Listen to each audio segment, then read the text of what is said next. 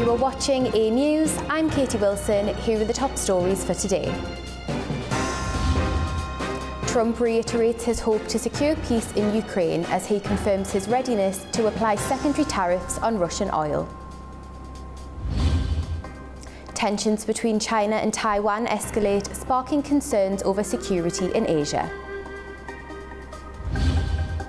The death toll in Myanmar earthquake exceeds 2,700 as the critical 72-hour time frame for rescue operations ends. US President Donald Trump said that he wants Russian President Vladimir Putin to make a deal to end the war in Ukraine. Speaking from the Oval Office, Trump expressed his desire to avoid imposing secondary tariffs on Russian oil buyers. No, I want to see him make a deal so that we stop Russian soldiers and Ukrainian soldiers and other people from being killed. But mostly it's Russian and Ukrainian soldiers. They're losing at least 2,500 human beings, beautiful human beings, a week. And I wanted to stop. And some people would say, why do you worry about Russian soldiers or Ukrainian soldiers? I worry because it's like they're just like you people. They're like us. They're like all of us. And I seem to have an ability to do those things. And if I can do that, I think it's a very worthwhile thing to do. And I think we will. No, I want to make sure that he follows through, and I think he will. I don't want to go secondary tariffs on his oil, but I think, it's something I would do if I thought he wasn't doing the job. What happens is we made a deal for rare earth. It was all done. And I heard through you, I haven't spoken to them yet, but through you I heard that they're now saying, well, I'll only do that deal if we get into NATO or something to that effect. Well, that was never, number one, discussed. Number two, I think it's going to be very long before Putin. They said, you're not going into NATO. And it could be, that's probably the reason the war started, actually. President Trump has said that his forthcoming tariff announcement is going to be the biggest one yet. The White House has said that major imbalance in trade with countries around the world will be addressed by a new round of tariffs on all goods produced outside the United States. Ubi Shabandar has more from Washington, D.C. President Donald Trump has announced that he will officially unveil major new tariffs during a Rose Garden event at the White House on April 2nd. Calling it America's Liberation Day, White House officials said that any products made with foreign hands instead of Americans will face major tariffs designed to end what President Trump says are unfair trade practices. Trump had initially promised reciprocal tariffs on every nation that charges import tariffs on American goods. But recent statements by the president indicate that tariffs will be issued across the board on goods manufactured overseas. Those new tariffs, once they are rolled out later this week, will be issued on top of existing tariffs that penalize major American trading partners like Mexico, Canada, and China for not taking sufficient measures to curb the smuggling of deadly chemicals used to produce fentanyl in the United States. White House trade advisor Peter Navarro recently said that he believes that Trump's new tariffs could rake in $600 billion a year into the American Treasury. And President Trump's economic advisors believe that in the long term, costs incurred by the tariffs will be paid by businesses operating overseas and by countries that have a major trade imbalance with the United States. The White House also believes that tariffs will force many manufacturers to reshore their production line inside the United States, which would in turn translate to more jobs here at home. And that has been a major policy priority for the Trump administration. The upcoming tariffs are expected to be the most comprehensive and wide-reaching to be issued to date. During a press briefing on Monday, White House Press Secretary Caroline Leavitt criticized the European Union, India, Japan, and Canada for placing tariffs on American products, including American dairy and agricultural goods. Leavitt described such foreign tariffs as, quote, disdain for the American worker. And she said that it's time for a president to take historic change to do what's right for the American people, and that's going to take place on Wednesday. Major new tariffs expected later this week by the Trump White House. And that is expected to have a major impact on global markets. Ubi Shabandar, Washington, D.C., A News. As the United States prepares to implement new trade measures, concerns are mounting over their potential global impact. President Donald Trump is set to announce reciprocal tariffs on April the 2nd, a date the administration is calling Liberation Day. Among the industries at risk is Turkey's automotive sector, which may face significant disruptions due to a proposed 25% tariffs on car imports. The United States is an important market for Turkey's automotive industry, but trade tensions are threatening to upend that relationship. According to the Turkish Exporters Assembly, the United States was Turkey's 9th largest automotive export market in 2024, with the sector achieving record-high exports of $37.2 billion globally. However, in the first 2 months of 2025, the United States fell to 10th place. Despite fluctuations, Turkey's auto exports to the United States have averaged $1.1 billion annually over the past 6 years. In 2024, total exports reached $1.2 billion, up from $1 billion in 2023. The trend continued in early 2025, with exports for January and February reaching $198 million, marking a 4% increase from the same period in 2023. With a proposed 25% tariff on imported vehicles, Turkey's automotive industry could face new challenges. Analysts warn that such measures may drive up costs, disrupt supply chains, and lead to a decline in Turkish car sales in the U.S. market. The Turkish government and industry representatives are closely monitoring developments, hoping for negotiations that could ease the impact of these tariffs. Tensions are escalating in the Taiwan Strait as China launches large-scale military drills surrounding Taiwan. Beijing is framing the exercises as a stern warning to separatist forces, while Taiwan strongly condemns what it perceives as a destabilizing move which threatens regional security. China announced that its army, navy, air, and rocket forces are conducting joint military exercises around Taiwan. These drills focus on blockading key areas, securing maritime superiority, and targeting ground positions. The goal is to practice joint operations and force projection across the Taiwan Strait. This military move follows the US pledging to counter Beijing's aggression in the region. Tensions have also risen after Taiwan's administration leader called Beijing a foreign hostile force and introduced measures to counter Chinese espionage. Taiwan officials confirmed that 19 Chinese naval vessels, including the aircraft carrier Shandong, were detected near the island within a 24-hour period. In response, Taiwan deployed warplanes, ships, and missile systems to monitor and counter China's military activities. The Taiwan administration condemned China's actions, calling them an attempt to escalate tensions and destabilize the region. Taiwanese defense officials have also suggested that China should focus on addressing its internal issues rather than provoking military confrontations abroad. The situation in the Taiwan Strait has become a significant flashpoint in global geopolitics. Beijing calls these exercises a legitimate action to protect its sovereignty and unity. It also labels them a punishment for Taiwan's leader, Lai Ching-te, accusing him of pushing for independence and increasing tensions.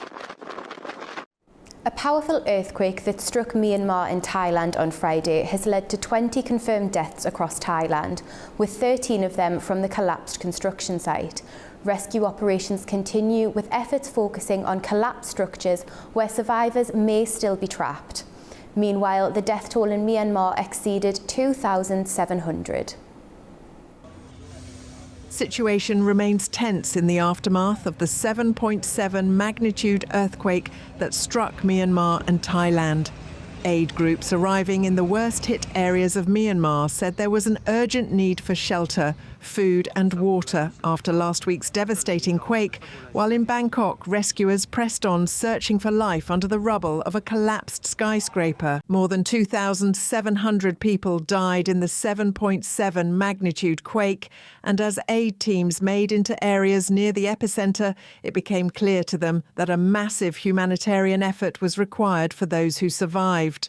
Chinese rescuers have been working around the clock at the site of a collapsed apartment block complex in Myanmar's quake-hit Mandalay, racing against time to rescue any remaining survivors. The 72-hour golden period has passed, and the survival ability of the trapped people is getting weaker. In addition, the temperature is very high, making our rescue more and more difficult. In the face of this situation, we will not give up and will not abandon anyone. Survivors are in urgent need of shelter, food, water and medical care. Many are sleeping outdoors due to fear of aftershocks, despite extreme conditions. We have to stay strong. We can't afford to be weak because we have to wait for our child. We can't break down. We can't get sick. The rescue teams are doing their best. I can see that, just like what we've seen in the news. However it turns out, that's how it has to be. We just have to accept that things will be the way they are. The ongoing civil conflict in Myanmar complicates relief efforts, with damaged infrastructure and communication lines further hindering the delivery of aid. Hospitals are treating patients outdoors due to structural damage and power outages. The full extent of the disaster remains unclear, especially in isolated areas that have yet to be reached. The international community continues to monitor the situation closely, with calls for unrestricted humanitarian access to ensure timely and effective assistance to all affected communities. Iran has filed a complaint to the UN Security Council, slamming US President Donald Trump's remarks as reckless and a clear violation of international law. This comes after Trump threatened to bomb Iran and impose secondary sanctions over its nuclear program. In a letter, Iran's UN ambassador warned Tehran will respond swiftly and decisively to any US or Israeli attack on its sovereignty or national interests. For more on that topic, we go to Taraj Shiralilu, a Tehran-based analyst.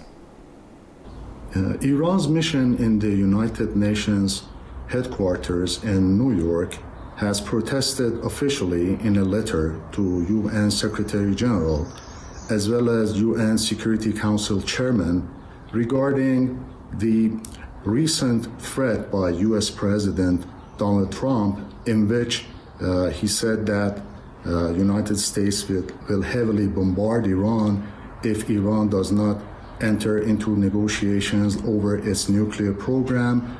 And of course, Mr. Trump, in his letter in early March, has again threatened Iran and reportedly put a deadline of 2 months if Iran does not start negotiations, and otherwise it will resort to military action.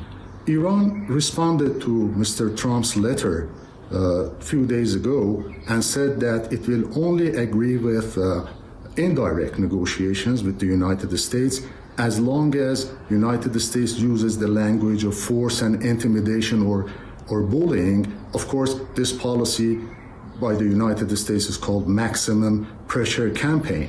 So, and also yesterday, Iranian leader said that Iran will act strongly and decisively to any military adventurism if it is attacked or if it comes under any military invasion, which of course Iranian leader Ayatollah Sayyid Ali Khamenei said that he doesn't see prospects of war very close or approaching, but at any rate Iran is ready to retaliate any such measures. Russia and China's foreign ministers Sergei Lavrov and Wang Yi signed documents on political cooperation. According to the Chinese Foreign Ministry, Wang Yi's current visit to Moscow is devoted to discussing issues of further development of bilateral relations, as well as global and regional issues of mutual interest. Relations between Russia and China seem to be tighter than ever, with the Kremlin releasing a statement in February supporting the narrative that the two countries serve as a stabilizing force in the modern world.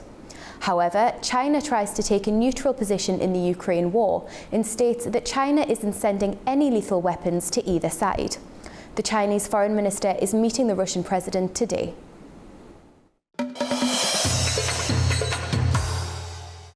President Ilham Aliyev met with Mehdi Sinai, political advisor to Iran's president, in Baku on April the 1st.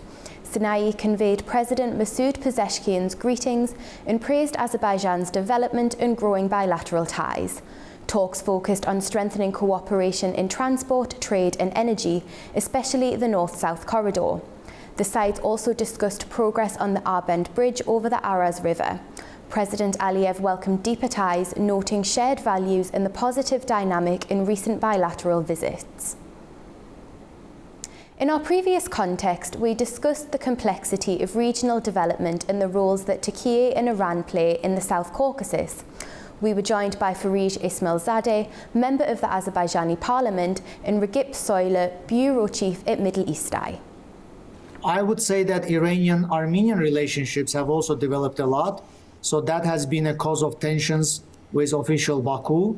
And there are moments when Azerbaijan is looking at Iran and Turkey as inclusive partnership, inviting both of them. For example, the format of 3+3, where Azerbaijan has proposed both Turkey and Iran and Russia to be actively involved with regional security, regional cooperation, inclusive format of cooperation. Also, Azerbaijan has focused a lot on bilateral relationship with Iran, transportation networks, linkages across the border. But overall, I would say that if we look at the last 10 years, I would say that Turkey's role has grown a lot.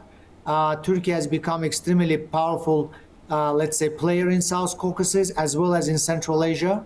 And that has at times been at the cost of Iranian influence in the region. I think Azerbaijan can play an important role. I think it already played a few years ago when Turkey has been trying to patch up things with Israel. I remember President Aliyev basically, publicly saying, even actually after a question that I asked by myself years ago, that, he wanted to see his both friends to come together, because that's what Turks do, right? I mean, they bring their friends together and basically they pitch their issues.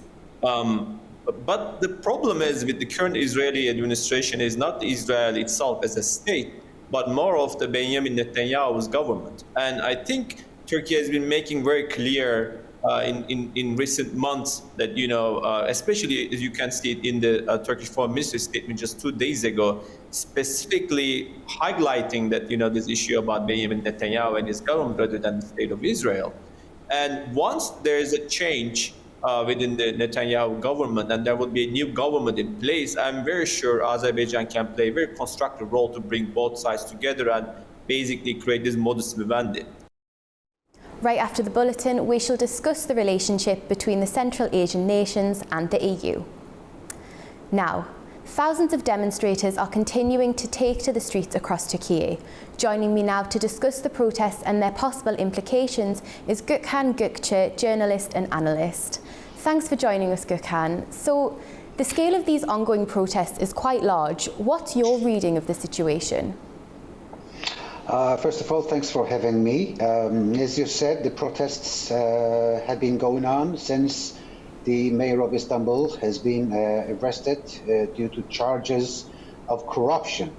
And especially after he's been detained, the protests started and, extended throughout the country. But now, just a bit of dying. It seems that the protests have been dying a bit. But obviously, we will definitely see more protests during the course of this legal process. There are also some claims that the detainees are being maltreated and mistreated. But just a couple of minutes ago, the Justice Minister of Turkey has announced that all those detainees are being well treated. They have every access. And but as we see, those protests probably continue, although it's dying a bit now. And the opposition party, CHP, is also calling all its supporters to stay on the streets, but don't go into provocations, and obviously don't try to be having a corruption, having a deal with the police as well. So it seems that we will be definitely seeing all those protests going on. But right now, it doesn't seem as tense as it used to be in the initial phases of this corruption charges.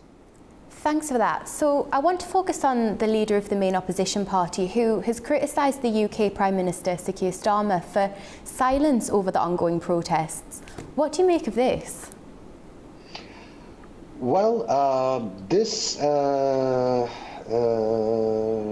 call by the opposition leader was actually in a meeting that the European Social Democrats have been doing, and that's an annual meeting. And as the government in the UK is also a Social Democrat party, he said that he made this call that they need to make their call and make their voices be heard throughout Europe. But then again, this caused an uproar in the domestic politics of Turkey. And since the opposition leader has been accused of being against behaving against Turkey's well-being, and also saying that Turkey is not doing good in terms of law and abiding by the law, and that is not acceptable for a political leader, even he is an opposition leader in Turkey, to say that outside of Turkey, as if it's accusing of Turkey of not abiding by the state of law.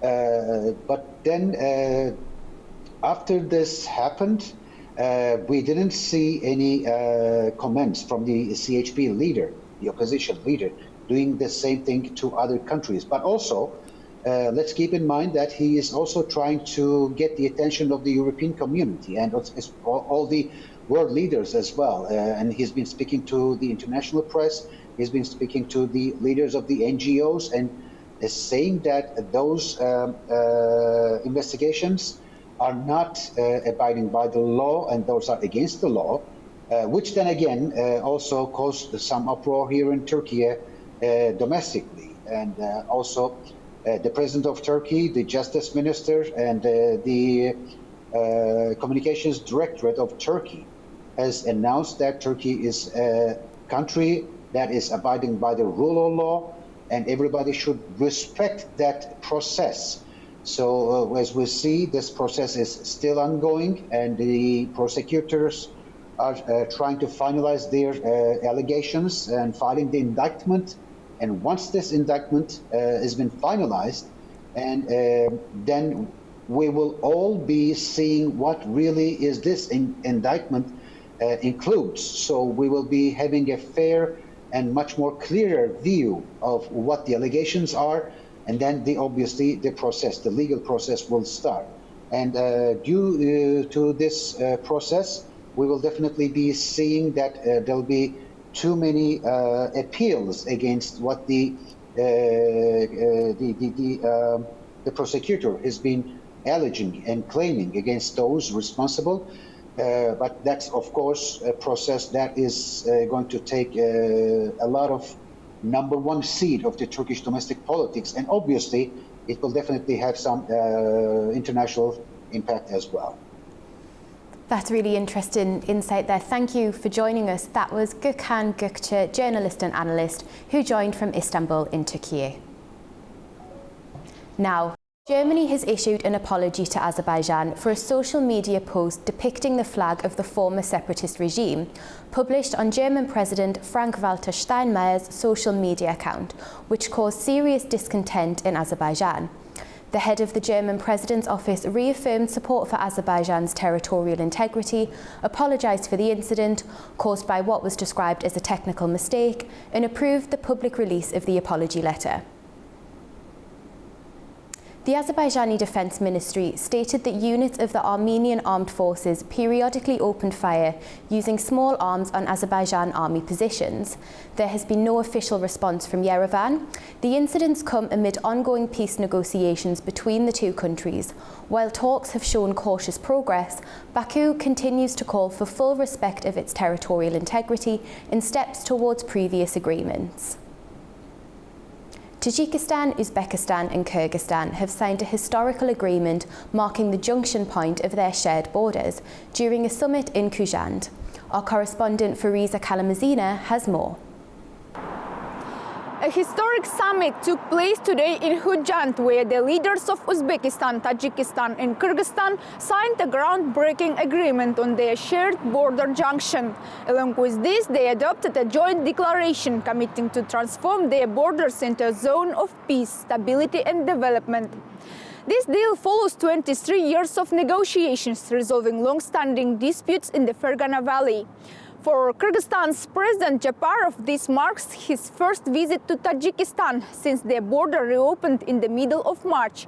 He and Tajik President Emomali Rahmon also signed agreements on water resources and infrastructure projects. In a significant move, the two presidents launched the Sogdatka power transmission line, which connects the energy grids. This $1.2 billion project, part of a broader effort to export electricity to Afghanistan and Pakistan, marks a major step in regional cooperation. Mirziyoyev's participation in the trilateral summit provided additional regional momentum for discussions on economic cooperation and the strengthening of good neighborly relations in Central Asia. Border tensions between Tajikistan and Kyrgyzstan, which date back to the Soviet era, have led to over 230 incidents, with the most intense fighting occurring between 2019 and 2020, resulting in heavy losses of both sides. A root cause of these conflicts has been the unclear status of 70 sections along the 984-kilometer border. However, since 2022, both sides have been working to resolve the issue. Today's agreement marks the final step in putting an end to these disputes. The media has described this agreement as a triumph of diplomacy. It includes the exchange of territories and the reopening of several land checkpoints along the border, which had been closed. Experts see this agreement as a shift of conflict to cooperation, enhancing regional security and holding broader significance for Central Asia and the global community. Fariza Kalamazina, A News, in Almaty, Kazakhstan. Thanks for joining us. Keep watching A News for the latest, and we'll be back before you know it.